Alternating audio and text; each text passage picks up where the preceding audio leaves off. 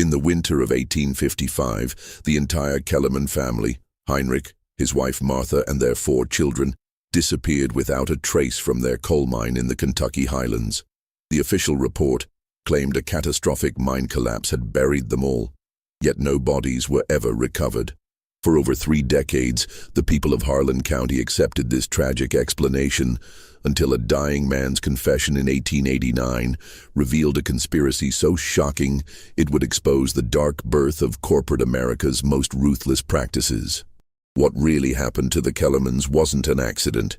It was cold-blooded murder disguised as industrial tragedy, orchestrated by men who valued coal more than human life. Before we continue with the story of the Kellerman family and their doomed discovery in the Kentucky mountains, if you're fascinated by hidden chapters of American history like this one, make sure to subscribe to our channel and hit that notification bell. We uncover these forgotten mysteries every week, and tell us in the comments, what state are you listening from? We love hearing from viewers across the country who share our passion for America's darkest secrets.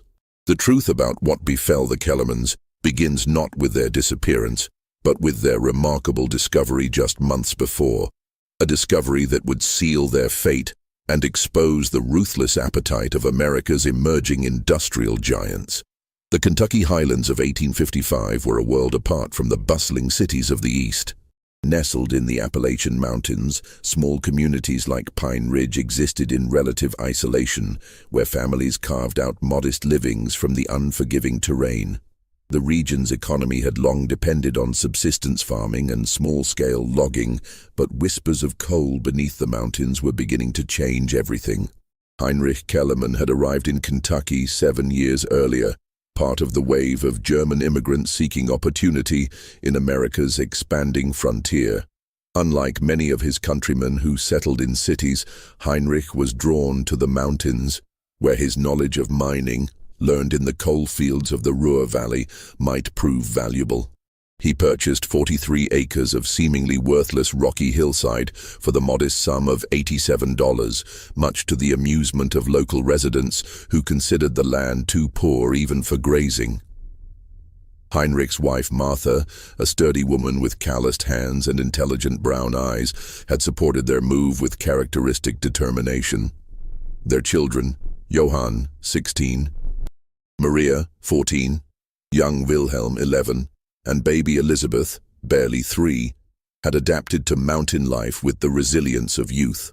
The family spoke German at home, but English in town, straddling 2 worlds as they worked to establish themselves in their adopted country. By the autumn of 1854, Heinrich had begun preliminary excavations on his property, following veins of coal that seemed to run deeper and richer than anything he had encountered in Germany. Word of his early success spread quickly through Pine Ridge, and soon neighbors were speaking in hushed tones about the Kellerman luck. But it was in February of 1855 that Heinrich made a discovery that would change everything and ultimately destroy his family. Working alone in the early morning hours, Heinrich broke through into what appeared to be a natural cavern. What he found there took his breath away. The largest, purest vein of coal he had ever seen, stretching deeper into the mountain than his lamplight could penetrate. Conservative estimates suggested enough high-quality coal to supply Louisville's growing industrial needs for decades.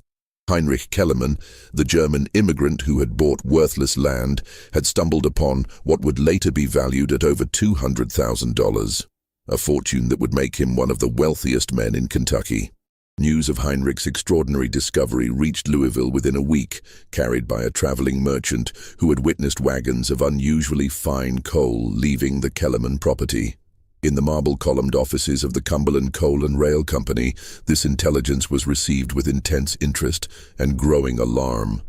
Jeremiah Whitlock, the company's managing director, had spent 2 years methodically acquiring mineral rights throughout Harlan County, using a combination of legal maneuvering, political pressure, and, when necessary, intimidation.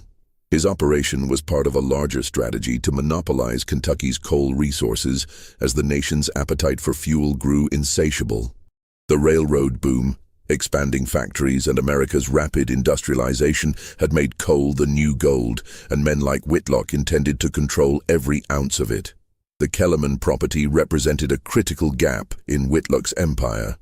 His geological surveys had identified the area as potentially rich in coal, but Heinrich's immigrant status and the small size of his holding had made him appear insignificant until now. The discovery of what appeared to be the richest vein in the region threatened to upset carefully laid plans and cost the company millions in potential profits. On March 15, 1855, Whitlock dispatched his most trusted agent, a cold-eyed man named Samuel Briggs, to negotiate with Heinrich Kellerman. Briggs arrived in Pine Ridge with an offer that he considered generous: $1,500 for the Kellerman property, nearly 20 times what Heinrich had originally paid. To Briggs it seemed like easy money for a simple German farmer. Heinrich's response was polite but firm. He thanked Briggs for the offer, but explained that he had no intention of selling. The mine represented his family's future in America, a legacy he could pass to his children and their children after them. Moreover, Heinrich had done his calculations. His coal was worth far more than $1,500, perhaps 50 times that amount or more. Briggs increased his offer to $3,000, then $5,000, his patience wearing thin with each rejection. When Heinrich continued to refuse, Briggs's demeanor shifted from persuasive to threatening. He spoke of the dangers of mining, of accidents that befell families who lacked proper backing and protection. He mentioned how isolated the Kellerman property was, how easily things could go wrong for people who didn't have powerful friends. Heinrich, whose experience in Germany had taught him to recognize threats disguised as warnings, ordered Briggs off his property. As the agent departed, he called back over his shoulder, "Think carefully about your decision, Mr. Kellerman. The mountains of Kentucky can be very dangerous for those who don't know their place." That evening, Heinrich gathered his family around their modest dinner table and spoke to them in German, his voice heavy with concern. He had recognized something in Briggs's eyes, a coldness that reminded him of the industrial bosses he had fled in the old country, men who viewed workers as expendable resources. Martha listened quietly, her expression growing more troubled as Heinrich described the encounter and his growing suspicion that their discovery had marked them for danger. The weeks following Briggs's visit brought an escalating campaign of intimidation against the Kellerman family. Their mail delivery became sporadic, then stopped entirely. Local merchants, previously friendly, became distant and reluctant to extend credit. Most disturbing of all, Heinrich began to notice strangers watching their property from the surrounding hills, men who disappeared whenever he tried to approach them. In Louisville, Jeremiah Whitlock was implementing a strategy he had used successfully against stubborn landowners throughout Kentucky. First came economic pressure. The Cumberland Coal and Rail Company used its influence with banks, suppliers, and local officials to isolate the Kellermans financially. Then came legal harassment.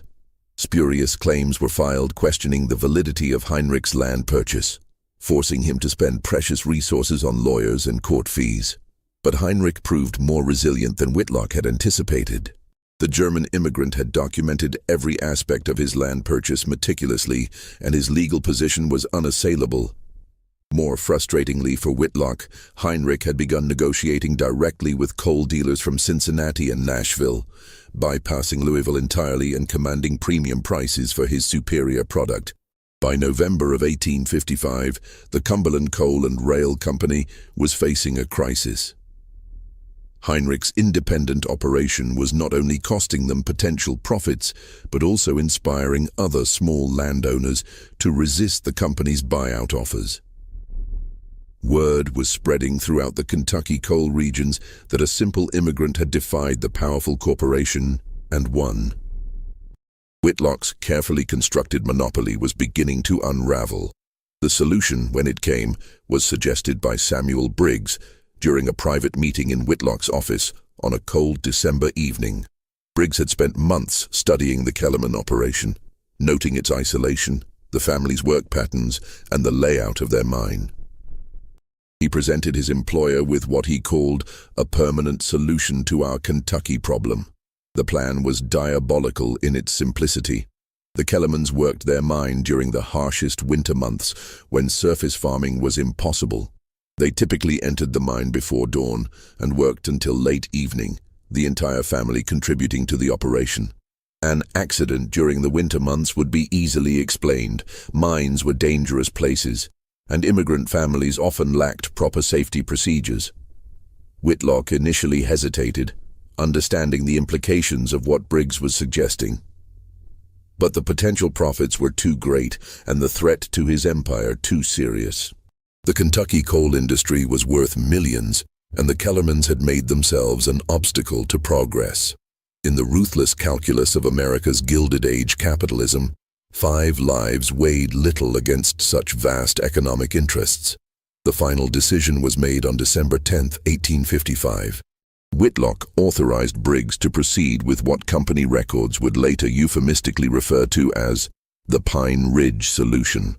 The date was set for December 23rd, when the family would be working together in their deepest tunnel, and the winter weather would delay any rescue efforts. Samuel Briggs arrived in Pine Ridge 3 days before the planned accident, establishing himself at the town's only boarding house under the pretense of surveying potential railroad routes through the mountains. His presence barely registered with local residents who had grown accustomed to strangers passing through as coal fever gripped the region. Briggs used these days to conduct final reconnaissance of the Kellerman mine, timing the family's daily routines and identifying the optimal location for his deadly work. He had brought with him several sticks of dynamite, ostensibly for clearing railroad routes, along with the tools and knowledge necessary to create what would appear to be a natural cave-in caused by structural weakness in the mine. Heinrich, meanwhile, was experiencing a growing sense of unease that he couldn't quite explain. Martha noticed her husband checking and rechecking the mine's wooden support beams, muttering in German about unsafe conditions that had never concerned him before. On the evening of December 21st, Heinrich confided to his wife that he had been having disturbing dreams about the mine collapsing. Dreams so vivid they felt like warnings. Martha, a practical woman not given to superstition, nevertheless encouraged Heinrich to trust his instincts. They discussed the possibility of taking a brief holiday, perhaps visiting Martha's sister in Nashville until after the new year. But the mine was producing exceptional yields during the winter months, and the income was crucial for their plans to expand operations in the spring. Heinrich decided they would work 2 more days, then close the mine for Christmas week. This decision, overheard by young Johann at the dinner table, would prove fatally convenient for Samuel Briggs, who had been struggling with the timing of his planned sabotage. The boy, proud of his family's success and eager to impress the other children in Pine Ridge, mentioned their Christmas mining plans while playing in the town square the next morning, a conversation Briggs observed from across the street. On December 22nd, Briggs made his final preparations. Under cover of darkness, he approached the Kellerman mine and carefully placed charges at strategic points along the main tunnel's support structure. The dynamite was positioned to create a cascading collapse that would bury the main working area under tons of rock and debris, making rescue impossible and body recovery unlikely. To the untrained eye, it would appear that structural flaws in the mine had finally given way under the weight of the mountain above. The most chilling aspect of Briggs's plan was its attention to detail.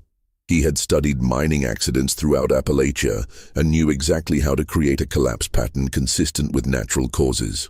He even prepared a detailed report for local authorities, explaining the geological factors that made such accidents inevitable in hastily excavated immigrant-owned mines. As the sun set on December 22, 1855, the Kellerman family gathered for what would be their final dinner together. Heinrich spoke proudly of the exceptional coal they had extracted that week, joking with Martha about the fine Christmas presents they would be able to afford their children. Young Wilhelm chatted excitedly about the new mining cart Heinrich had promised to build him, while Maria helped her mother prepare special Christmas bread from their homeland recipe. None of them could have imagined that less than 12 hours later, they would all be dead, victims of America's first corporate-sponsored mass murder, a crime that would remain hidden for 34 years. December 23, 1855, dawned gray and bitter cold, with a sharp wind cutting through the Kentucky mountains that promised snow before nightfall. The Kellerman family rose before sunrise, as was their custom during the productive winter months. Martha packed their lunch of bread, cheese, and coffee, while Heinrich checked his mining equipment by lamplight. The children dressed quickly in the frigid cabin, their breath visible in the morning air as they prepared for another day of family work in their coal mine.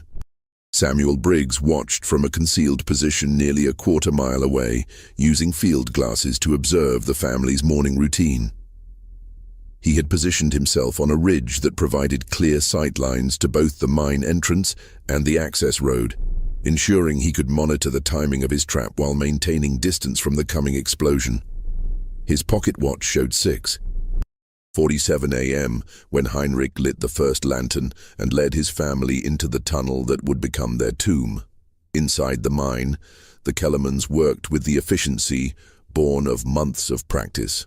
Heinrich and Johann focused on the deepest section of the main tunnel, where the coal vein was richest and most accessible.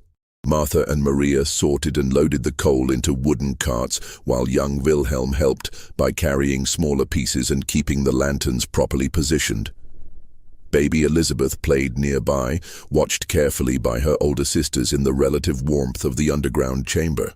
What the family didn't know was that Briggs had calculated his explosive charges to detonate at precisely 10:15 a.m., when the family would be deepest in the mine and furthest from any possible escape route. The timing was crucial. Too early, and the family might not yet be in the fatal position. Too late, and they might have already begun their midday break near the entrance. Briggs had observed their routine for days, and knew that 10:15 found them consistently in the mine's most vulnerable location. At 9:30 a.m., an unexpected complication arose that nearly derailed Briggs's murderous plan. Thomas Hartley, a neighboring farmer, approached the mine entrance to speak with Heinrich about purchasing coal for his own family's winter needs. Briggs watched in growing alarm as Hartley called out and began walking toward the tunnel opening. If Hartley entered the mine or lingered near the entrance, he would either become an unintended victim or a potential witness who could complicate the cover story. From his hiding place, Briggs could hear Hartley calling Heinrich's name, his voice echoing into the tunnel depths. For several agonizing minutes, it appeared the farmer might enter the mine to find the family. Briggs fingered the pistol in his coat, prepared to eliminate this unexpected witness if necessary. But ultimately, Hartley decided against entering the unfamiliar tunnel. After calling out several more times without response, the Kellermans were too deep in the mine to hear him clearly. Hartley left a brief note at the entrance and departed. The note, which would later become crucial evidence, read, "Heinrich, Thomas Hartley stopped by at 9:45 a.m. about winter coal. Will return this afternoon.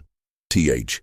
This simple message would prove that the family was alive and working normally just 30 minutes before the catastrophic collapse, contradicting later claims that structural problems had been developing over time. At exactly 10:15 a.m., Samuel Briggs pressed the plunger on his makeshift detonator, sending electrical current through copper wires he had carefully concealed along the forest floor to his strategically placed charges. The explosion that followed could be heard for miles, a rumbling boom that shook windows in Pine Ridge and sent flocks of birds fleeing from the surrounding mountains. The collapse was as devastating as Briggs had planned. The main tunnel caved in along a 200-foot section, bringing down thousands of tons of rock and sealing the deeper chambers where the Kellerman family had been working. Secondary collapses continued for nearly an hour, ensuring that any possible survivors would be buried beyond hope of rescue. Just when we thought we'd seen it all, the horror in Kentucky's coal country intensifies. If this story is giving you chills, share this video with a friend who loves dark mysteries, hit that like button to support our content, and don't forget to subscribe to never miss stories like this. Let's discover together what happens next in this tale of corporate murder and buried secrets. From his observation point, Briggs watched the dust cloud rise from the destroyed mine with cold satisfaction. Phase 1 of the Cumberland Coal and Rail Company's Pine Ridge solution was complete. Now came the more delicate work of managing the aftermath and ensuring that the truth of what had happened would remain buried as thoroughly as the Kellerman family themselves. The news of the mine collapse reached Pine Ridge within hours, carried by the thunderous sound of the explosion and the towering dust cloud that rose above the Kellerman property. Local residents, led by Thomas Hartley, whose afternoon visit had been forestalled by the tragedy, rushed to the scene to find the mine entrance completely sealed by massive boulders and debris. Samuel Briggs arrived at the disaster site within 30 minutes, having circled around through the forest to approach from the town direction. His performance as a concerned surveyor was masterful, expressing appropriate shock while subtly discouraging rescue attempts that might reveal evidence of his sabotage. When Hartley mentioned finding his note at the entrance, Briggs was quick to point out that such notes often blew around in the mountain winds, making timing estimates unreliable. The improvised rescue effort that followed was both heroic and heartbreaking. Men from across Harlan County abandoned their Christmas preparations to dig frantically through tons of rock and timber, their hands bleeding in the December cold as they worked by torchlight. Reverend Isaac Thornberry led prayers, while the women of Pine Ridge provided hot coffee and food for the exhausted rescuers. Children watched wide-eyed from a safe distance, understanding instinctively that something terrible had happened to the nice German family who always smiled and waved when they passed through town. Thomas Hartley, consumed by guilt over his timing, worked with desperate intensity. He convinced himself that if he had entered the mine that morning, he might have warned the family of some structural weakness he could have observed. Briggs carefully fed this guilt, suggesting that amateur miners like the Kellermans often ignored warning signs that experienced men would recognize. The psychological manipulation was as calculated as the physical destruction. Briggs understood that survivors' guilt would make witnesses more likely to accept his version of events. On the second day of rescue efforts, a breakthrough seemed possible when diggers reached what appeared to be an air pocket in the debris field. Excited shouts echoed across the mountainside as men called down into the darkness, listening desperately for any response from below. For several hours, hope surged through the community as rescue teams worked to widen the opening. But when they finally broke through, they found only an empty cavity created by the way the rocks had fallen. No sign of the Kellerman family, no indication that anyone had survived the initial collapse. Briggs watched these developments with growing anxiety. The air pocket was dangerously close to one of his explosive placement sites, and he feared that continued excavation might reveal fragments of dynamite or the distinctive blast patterns that would expose his sabotage.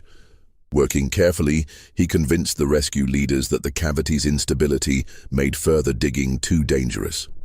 When several men argued for continuing despite the risk, Briggs arranged for a small controlled collapse that sealed the opening while appearing to vindicate his warnings about structural instability. The psychological toll on the rescuers was immense. These were neighbors, men who had shared meals with Heinrich and watched his children grow. Johann Kellerman had helped several of them with their own small mining ventures, sharing his father's technical knowledge freely. Young Maria had taught their daughters German songs, while Wilhelm had become a favorite playmate of the local boys. The thought of these familiar faces buried under tons of rock drove the men to exhaustion and beyond. Dr. Elias Crawford, Pine Ridge's only physician, found himself treating more than physical injuries as the rescue effort continued. Men broke down weeping as they worked, overwhelmed by the magnitude of the tragedy and their inability to help. Women gathered in the church to pray continuously, their voices rising and falling in German hymns that Martha Kellerman had taught them. The entire community seemed to be mourning not just the loss of 5 lives, but the death of innocence, the realization that their mountain sanctuary could harbor such devastating tragedy. On Christmas Eve, exactly 24 hours after the explosion, Reverend Thornberry made the painful decision to call off the rescue effort. The risk to additional lives had become too great, and even the most optimistic assessments suggested that survival was impossible after so much time under such massive debris. The decision sparked angry arguments among the rescuers, with some accusing others of giving up too easily. Briggs skillfully exploited these divisions, positioning himself as the voice of painful but necessary reason. The improvised memorial service held at the sealed mine entrance on Christmas morning was one of the most heartbreaking scenes in Pine Ridge's history. Nearly every resident of the community gathered in the bitter cold, singing hymns in both English and German, while children placed wildflowers on the rocky debris. Heinrich's mining tools, retrieved from outside the tunnel, were arranged as a makeshift shrine. Martha's sewing basket found in their cabin was filled with letters from neighbors expressing their grief and admiration for the family's courage and kindness. Samuel Briggs participated in the memorial with apparent sincerity, even contributing to the collection being taken up for a proper monument. Internally, he felt a mixture of relief and professional satisfaction. The operation had proceeded exactly as planned, with no evidence of sabotage discovered and community sentiment firmly behind the accident theory. Yet he also found himself unexpectedly affected by the genuine grief surrounding him, particularly when little Sarah Hartley, Thomas's 6-year-old daughter, asked her father why God had taken away her friend Wilhelm right before Christmas. The official investigation, conducted by Harlan County Sheriff Marcus Webb, began on December 27th with what appeared to be thorough documentation of the scene. Sheriff Webb, whose election campaign had been generously supported by Cumberland Coal and Rail Company donations, spent 2 full days examining the collapse site and interviewing witnesses. His methodology appeared professional and comprehensive, creating detailed sketches of the debris field and carefully recording testimony from rescue workers and community members. What Sheriff Webb didn't investigate, and what Briggs had counted on, was the suspicious timing and scale of the disaster. No geological survey was conducted to determine whether the rock formations were actually unstable enough to cause such a massive collapse. No inquiry was made into the mathematical improbability of an entire family being trapped simultaneously in the deepest, most dangerous part of their mine. Most critically, no explosives expert was consulted to examine the debris pattern for signs of artificial detonation. Briggs provided Sheriff Webb with what appeared to be expert testimony about mining dangers and structural inadequacies. He produced technical drawings and geological surveys, fabricated in Cumberland Coal and Rail Company offices, that purported to show dangerous fault lines running directly through the Kellerman property. His presentation was so convincing that Sheriff Webb incorporated entire passages from Briggs's expert analysis into his official report, lending the document an authority it didn't deserve. The preliminary report, filed on December 30th, 1855, concluded that the collapse had been caused by structural inadequacies common to hastily excavated mining operations conducted without proper engineering oversight or geological assessment. The report specifically noted that immigrant miners, while hard-working and well-intentioned, often lacked the technical knowledge necessary to recognize dangerous mining conditions. This conclusion, while appearing sympathetic to the victims, actually served to absolve anyone of responsibility for the tragedy while reinforcing dangerous stereotypes about immigrant competence. Thomas Hartley emerged as the most persistent questioner of the official findings. His note, timestamped at 9:45 a.m. on the morning of the collapse, provided inconvenient evidence that the mine had been structurally sound just 30 minutes before the explosion. Hartley also pointed out that Heinrich Kellerman had demonstrated considerable mining expertise, successfully operating his tunnel for nearly a year without any structural problems. When Hartley pressed Sheriff Webb to explain why an experienced miner would suddenly make fatal errors in judgment, he was told that even experts could be deceived by hidden geological weaknesses. Briggs recognized Hartley as a potential threat to his cover story and began a careful campaign of social undermining. He spread subtle suggestions that Hartley's guilt over the timing of his visit was affecting his judgment, causing him to see conspiracies where none existed. He pointed out that Hartley was not himself a mining expert and therefore couldn't accurately assess the structural conditions he claimed to have observed. Most effectively, Briggs suggested that Hartley's persistent questioning was preventing the community from healing and moving forward after their tragedy. The social pressure eventually forced Hartley to moderate his public questioning, though he never stopped believing that something was fundamentally wrong with the official explanation. In his personal diary, preserved by his family for generations, Hartley wrote, "There was nothing unstable about Heinrich's mind that morning. The supports were solid, the air was clear, and the tunnel showed no signs of stress. I may not be a mining engineer, but I know what I saw. Someone is lying about what happened to that family, and someday the truth will come out." The final masterstroke of the cover-up came in January 1856, when Jeremiah Whitlock himself arrived in Pine Ridge to express his company's condolences and make what appeared to be a generous offer to the community. Cumberland Coal and Rail would purchase the Kellerman property from Harlan County, which had inherited it due to the family's intestate deaths, and donate a substantial sum for a memorial to the victims. The company would also provide employment for local men in their expanded mining operations, bringing prosperity to Pine Ridge in the wake of tragedy. Whitlock's arrival was orchestrated as a masterpiece of public relations and emotional manipulation. He came not in a fancy carriage that would emphasize class differences, but on horseback like a common man. He stayed not at the boarding house, but accepted the hospitality of local families, sharing their simple meals and listening to their stories about the Kellerman family.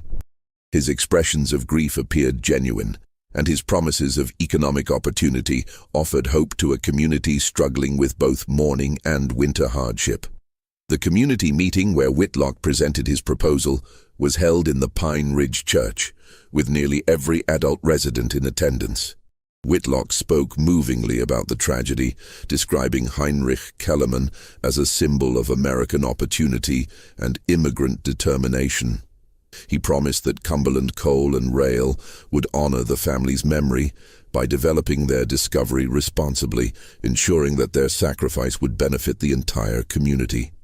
The memorial fund, he proposed, would not only create a proper monument, but also establish a scholarship for local children to receive mining education, preventing future tragedies through better technical knowledge. The economic incentives Whitlock offered were substantial enough to overcome any lingering doubts about his company's motives.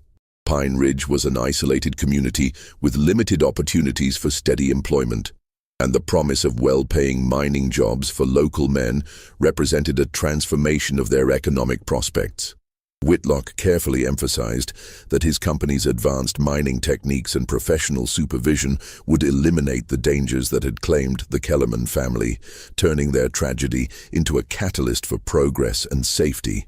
Opposition to Whitlock's proposal came primarily from Thomas Hartley and a few other residents who felt uncomfortable with the speed and convenience of the arrangement. Hartley argued that accepting Cumberland Coal and Rail's offer so quickly after the tragedy felt like profiting from the Kellerman's deaths. He suggested waiting at least a year to allow proper investigation and reflection before making such momentous decisions. His concerns were echoed by Reverend Thornbury, who worried that rapid commercial development might dishonor the memory of the victims. Whitlock countered these objections with a combination of practical arguments and emotional appeals. He pointed out that winter was harsh and employment scarce, making delay potentially disastrous for families already struggling to survive. He suggested that honoring the Kellerman's memory was best accomplished not through prolonged mourning, but through ensuring that their discovery would benefit the community they had loved. Most persuasively, he argued that professional mining development would make the area safer for everyone, preventing similar tragedies through proper engineering and safety procedures. The vote, taken after 3 hours of sometimes heated discussion, favored accepting Whitlock's proposal by a margin of 47 to 12. The minority who voted against the deal did so quietly, unwilling to appear obstructionist in the face of their neighbors' economic needs. Thomas Hartley cast one of the dissenting votes, but publicly accepted the community's decision, stating that he hoped he was wrong about his suspicions and that some good might indeed come from the tragedy. Within 6 months, Cumberland Coal and Rail had constructed a large-scale mining operation on the former Kellerman property, complete with professional engineering supervision, modern safety equipment, and standardized extraction procedures. The company's geological surveys, conducted with great fanfare and publicity, revealed the extraordinary richness of the coal vein that Heinrich had discovered, a coincidence that no one in Pine Ridge found suspicious, given Whitlock's careful presentation of the development as honoring the family's legacy. The employment opportunities materialized exactly as promised, with local men earning wages that transformed their families' living standards.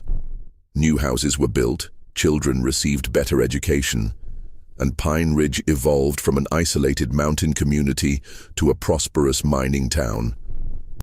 The success of the operation seemed to vindicate Whitlock's promises and silence the last whispers of doubt about the circumstances surrounding the Kellerman tragedy.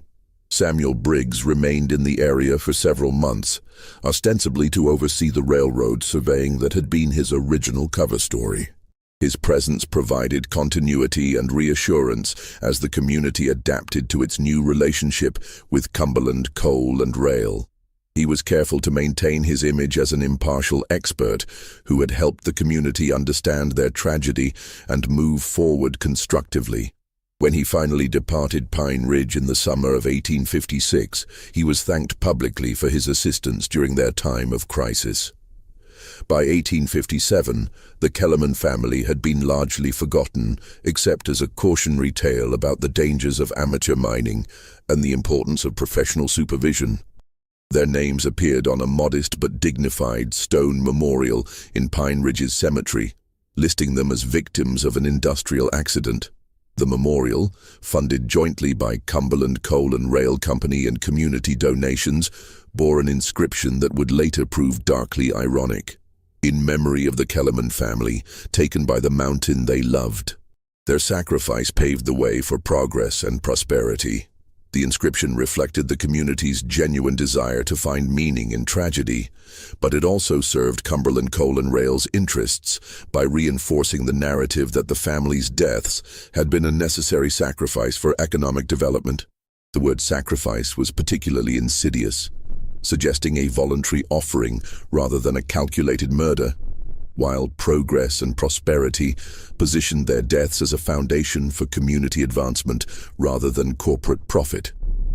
For 33 years, this version of events remained unquestioned and largely unexamined. The Kellerman case became a footnote in Kentucky's mining history, one of dozens of similar tragedies that marked the dangerous early days of coal extraction in Appalachia.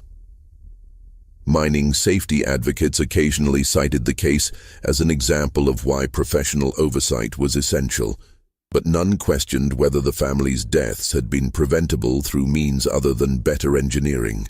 Samuel Briggs returned to Louisville and was quietly promoted within the Cumberland Coal and Rail organization, where his success in resolving the Pine Ridge situation earned him a reputation for handling the company's most sensitive problems. Over the following decades, he applied similar techniques to eliminate other obstacles to Cumberland's expansion, though none required measures as extreme as those used against the Kellermans. His methods evolved to rely more heavily on legal manipulation and financial pressure, as the Kellerman operation had demonstrated both the effectiveness and the risks of more direct action.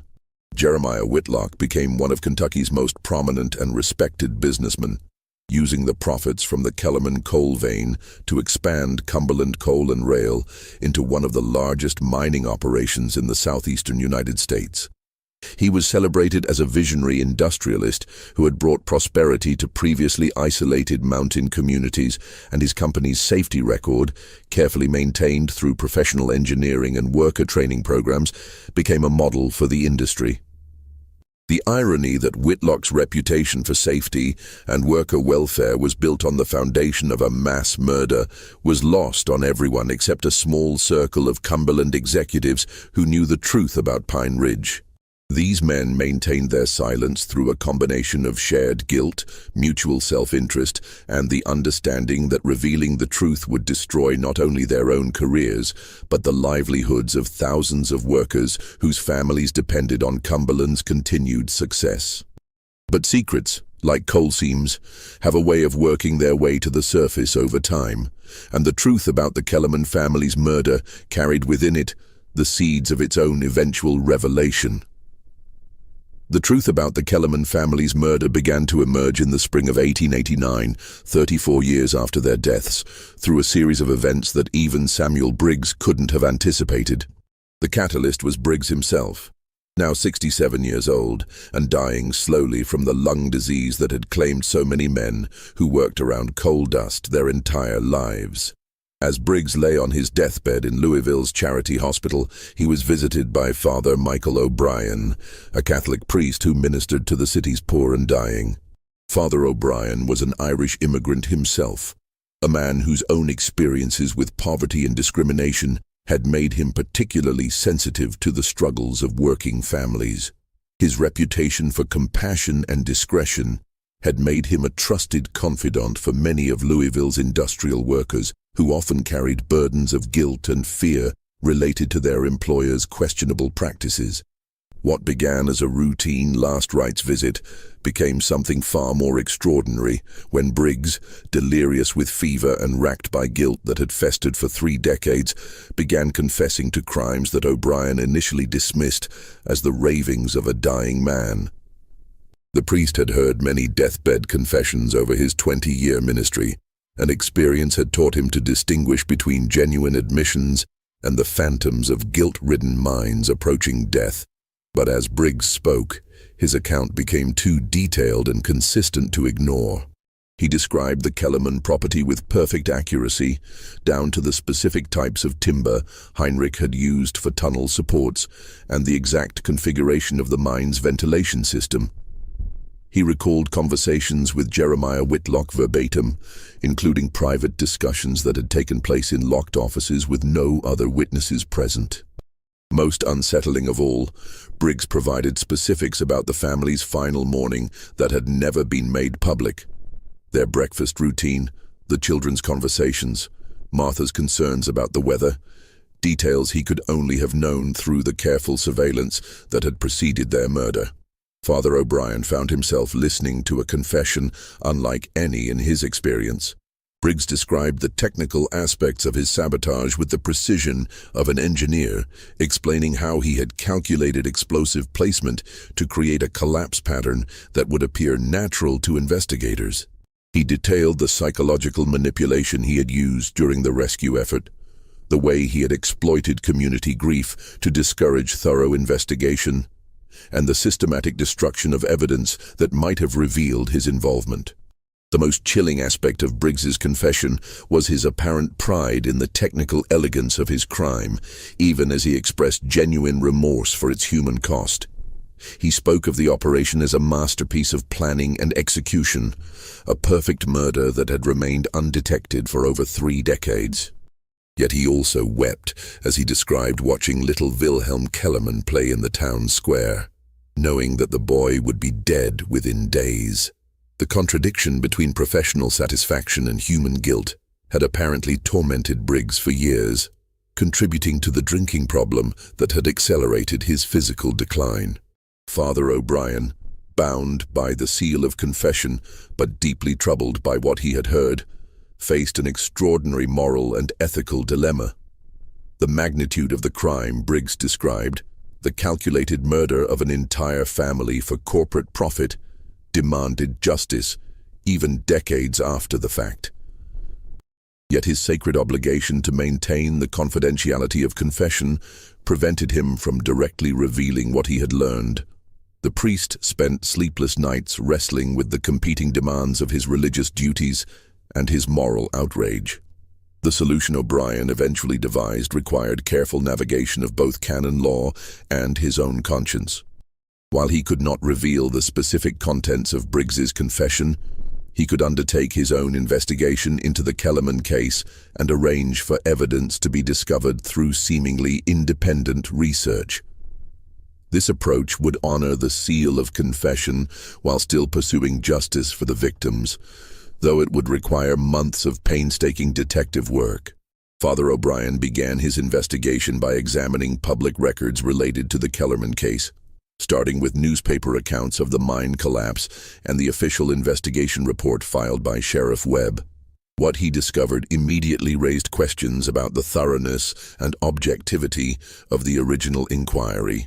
The sheriff's report relied heavily on technical testimony provided by Samuel Briggs, yet there was no documentation of Briggs's qualifications or independent verification of his geological assessments. More troubling was the discovery that Sheriff Webb had received substantial financial support from Cumberland Coal and Rail Company during his election campaign, a conflict of interest that should have disqualified him from investigating the case.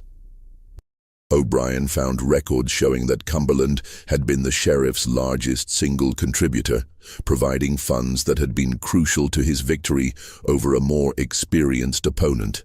This financial relationship had never been disclosed during the investigation, despite its obvious relevance to the case's outcome. The priest's investigation led him to seek out surviving witnesses from the 1855 tragedy, a challenging task given the passage of time and the isolation of the mountain community.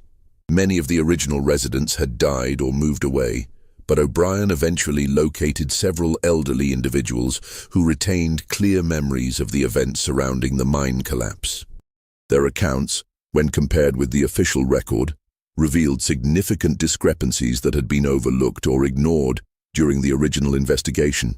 Most important was O'Brien's discovery of Thomas Hartley, now 71 years old and living with his daughter in Lexington. Hartley had never stopped questioning the official explanation for the Kellerman tragedy, and he had preserved extensive documentation of his own observations and concerns. His personal papers included the original note he had left at the mine entrance, detailed descriptions of the tunnel's structural condition on the morning of the collapse, and a chronology of suspicious events that had preceded the tragedy.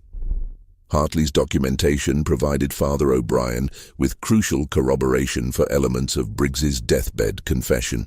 The old farmer's notes described strangers watching the Kellerman property in the weeks before the collapse, strangers whose presence had seemed insignificant at the time, but took on sinister meaning in light of Briggs's admissions.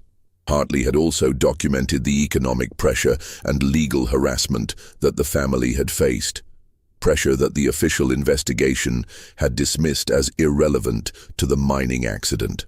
Perhaps most significantly, Hartley had preserved the original surveyor's reports that contradicted the official story about geological instability in the Kellerman mine. These reports, commissioned by Heinrich Kellerman himself as part of his property purchase, showed stable rock formations and no indication of the fault lines that Briggs had later claimed were responsible for the collapse. The reports had been filed with the county clerk's office, but had somehow been omitted from Sheriff Webb's investigation, an oversight that now appeared deliberately orchestrated. Armed with this mounting evidence, Father O'Brien faced the challenge of bringing it to public attention without revealing the source of his investigation. His solution was to approach Daniel Morrison, a crusading journalist with the Louisville Courier-Journal who had built a reputation investigating corruption in Kentucky's coal industry. Morrison had recently published a series of articles exposing unsafe working conditions and financial irregularities at several mining companies, making him a natural ally for O'Brien's purposes. O'Brien's approach to Morrison was carefully orchestrated to appear coincidental. The priest arranged to accidentally encounter the journalist at a public meeting about mining safety, where he casually mentioned his interest in historical mining accidents and his discovery of some interesting documents related to the old Kellerman case. When Morrison expressed professional curiosity, O'Brien offered to share his research, presenting it as an academic exercise rather than a criminal investigation. Morrison's journalistic instincts were immediately aroused by the inconsistencies and gaps in the official record that O'Brien had uncovered. The reporter recognized the hallmarks of a cover-up and began his own investigation. using his professional resources and contacts to dig deeper into the Cumberland Coal and Rail Company's involvement in the case. Morrison's investigation soon expanded beyond the Kellerman tragedy to examine the company's broader pattern of acquiring mineral rights through questionable means. The breakthrough in Morrison's investigation came when he located financial records showing unusual payments made by Cumberland Coal and Rail to Samuel Briggs in late 1855, payments that corresponded exactly with the timeline of the mine collapse. These payments, disguised as consulting fees for geological survey work, were far larger than typical surveying contracts and had no accompanying documentation to justify their size.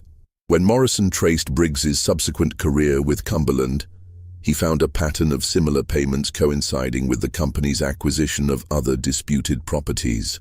Morrison also discovered that Jeremiah Whitlock had personally visited Pine Ridge in the weeks following the Kellerman tragedy, despite company records claiming he had no direct involvement in the property acquisition. Local residents remembered Whitlock's presence clearly, particularly his unusual generosity and his detailed knowledge of the mine's coal reserves, knowledge that would have been impossible to obtain without prior investigation of the property. The final piece of Morrison's puzzle came from an unexpected source. Samuel Briggs's own business records discovered in a trunk left with his landlady after his death. These records, which Briggs had apparently been too ill to destroy, included detailed maps of the Kellerman property, explosives purchase receipts, and most damning of all, a hand-drawn diagram showing optimal placement points for creating a natural-appearing mine collapse. The diagram matched the actual debris pattern at the Kellerman site with chilling precision. Morrison's exposé, published as a 4-part series in the Louisville Courier-Journal beginning September 15, 1889, sent shockwaves through Kentucky's business and political communities. The headline of the first article read, "Murder in the Mines. Company conspiracy behind Kellerman family deaths exposed after 34 years." The series methodically dismantled the official accident narrative, revealing the systematic campaign of intimidation, the fabricated geological evidence, and the financial incentives that had motivated the crime. The public reaction was swift and furious, exceeding even Morrison's expectations for the impact of his investigation. Cumberland Coal and Rail Company found itself facing criminal investigations by both state and federal authorities, civil lawsuits from the families of other mining accident victims, and a boycott of their coal that spread across the Ohio Valley and beyond. The company's stock price collapsed as investors fled, and several major contracts were canceled by customers who refused to be associated with the scandal. Jeremiah Whitlock, now 73 years old and one of Kentucky's most prominent businessmen, saw his reputation and empire destroyed virtually overnight. The man who had been celebrated as a visionary industrialist and philanthropist was suddenly exposed as the architect of multiple murders and the beneficiary of decades of stolen wealth. His denials of involvement in the Kellerman case lacked credibility given the overwhelming documentary evidence, and his health began to fail rapidly under the stress of public disgrace and legal scrutiny. The personal toll on Whitlock was evident to all who encountered him during his final weeks. Friends and business associates described a man who had aged years in a matter of days, his previous confidence replaced by paranoid fear and obsessive concern about his legacy. He spent hours with lawyers attempting to craft legal strategies that might minimize his criminal exposure, but the evidence against him was too comprehensive and damaging to overcome through conventional defense tactics. Whitlock's death from a heart attack just 3 weeks after Morrison's first article was published shocked even his harshest critics. While some dismissed it as coincidental, others suggested that the shame and stress of his exposed crimes had literally killed him. His funeral, once planned as a grand celebration of industrial achievement, became instead a sparsely attended affair marked by protesters who gathered outside the church, carrying signs demanding justice for the Kellerman family and other victims of corporate violence. The legal aftermath of the Morrison exposé proved complicated by the passage of time and the death of key participants. Most of the principal conspirators were dead. Crucial evidence had been destroyed or lost, and witnesses had scattered across the country or died of old age. However, the state of Kentucky did file posthumous criminal charges against Samuel Briggs and opened formal investigations into Cumberland Coal and Rail's business practices throughout its corporate history. More importantly, for the cause of justice, the Kellerman case became a rallying point for labor reformers and mining safety advocates throughout Appalachia and beyond. The case was cited extensively during congressional hearings on mining safety regulations, and it provided powerful ammunition for activists arguing that corporate power needed to be constrained by stronger government oversight and criminal penalties for executive misconduct. The exposure of the Kellerman murders also triggered a wave of reinvestigations into other suspicious mining accidents throughout Kentucky and surrounding states. Families who had long harbored doubts about official explanations for industrial tragedies found new courage to challenge corporate narratives and demand accountability. Several additional cases of corporate-sponsored violence were uncovered, though none matched the Kellerman case for sheer audacity and comprehensive documentation. Cumberland Coal and Rail Company itself did not survive the scandal. Facing massive legal liabilities and complete loss of public confidence, the corporation was forced into bankruptcy within 6 months of Morrison's exposé. Its assets were eventually acquired by competitors and broken up, with the Kellerman mine itself being sold to a worker-owned cooperative that operated it until the coal seam was finally exhausted in the early 20th century. The Kellerman property itself underwent a transformation that Heinrich would have found bitterly ironic, yet ultimately satisfying. The rich coal vein that he had discovered continued to produce for decades, but under the cooperative ownership model, the profits were shared among the workers rather than concentrated in corporate hands. The cooperative also established safety standards that far exceeded industry norms, ensuring that no other families would suffer the Kellerman's fate through preventable accidents or deliberate violence. Thomas Hartley lived to see his decades-long quest for justice vindicated by Morrison's investigation.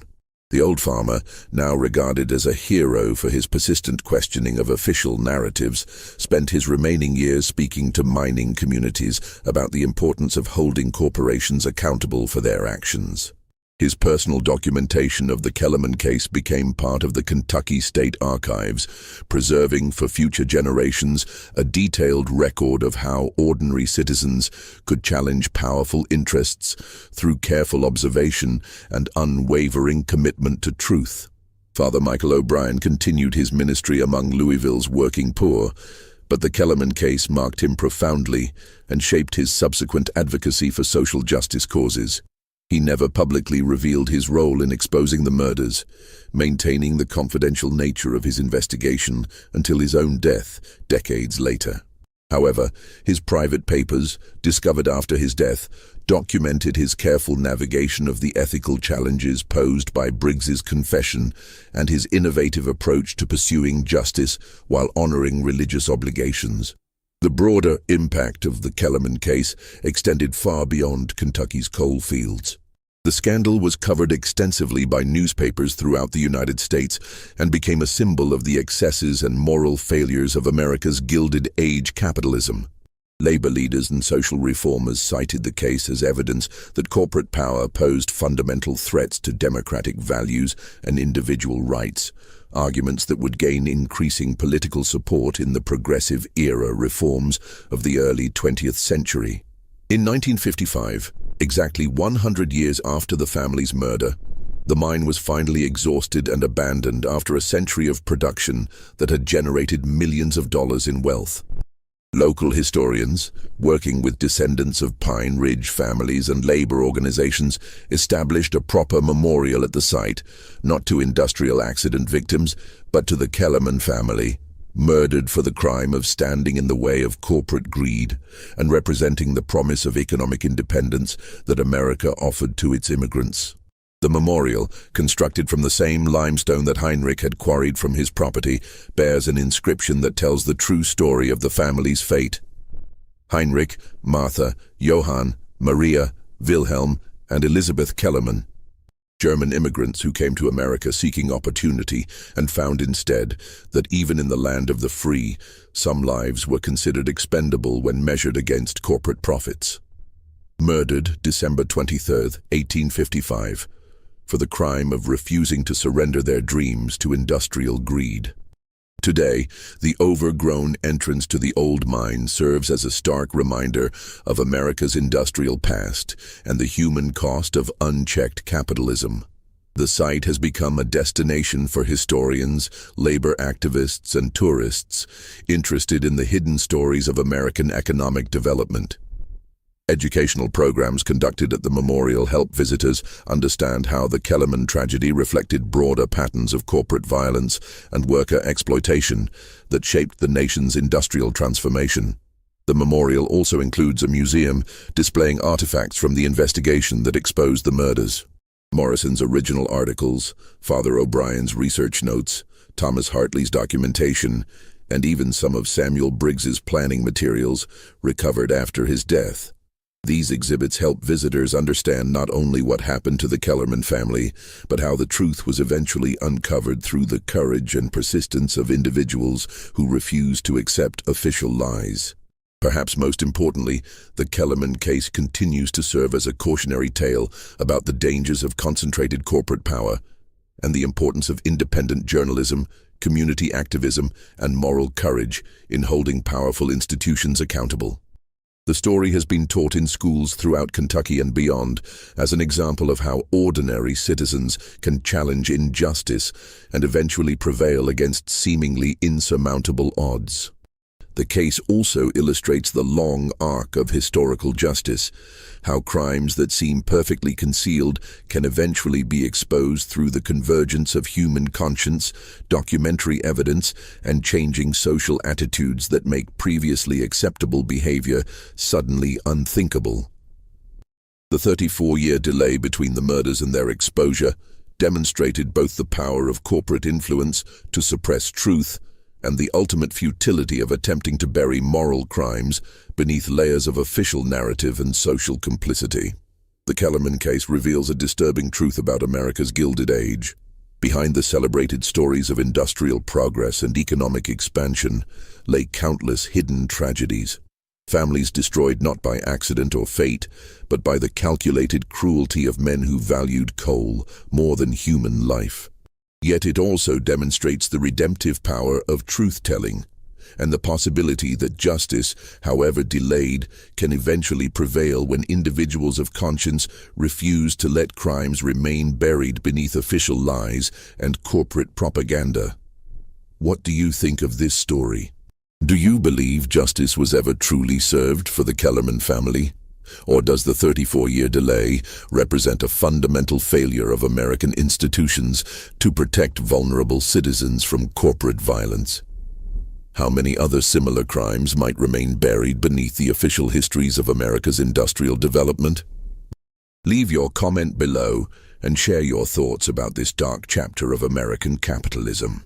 If you enjoyed this exploration of hidden history and want more stories that expose the forgotten crimes behind America's economic progress, subscribe, hit the notification bell, and share with someone who loves historical mysteries that reveal uncomfortable truths about our past. See you in the next video.